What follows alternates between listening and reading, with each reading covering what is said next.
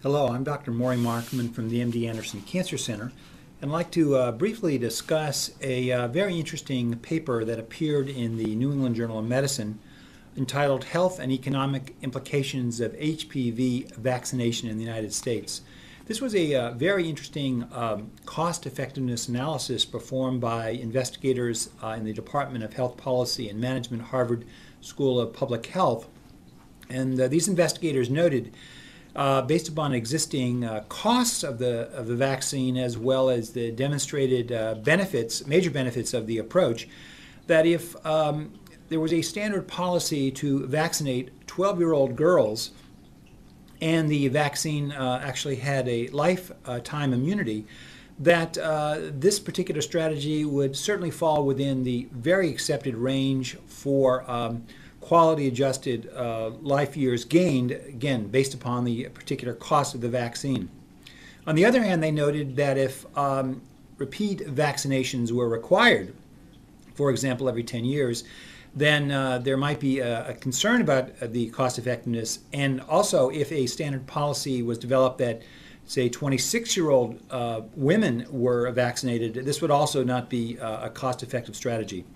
It is very clear that a number of assumptions have to be made when doing this type of an analysis, and clearly that it is also very much based upon the cost of the strategy.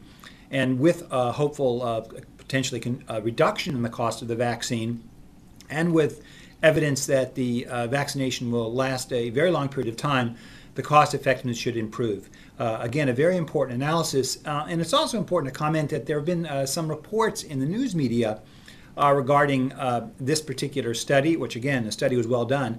And it's a little concerning because some of the reports have certainly suggested that this paper stated that the vaccination was certainly not worth the cost.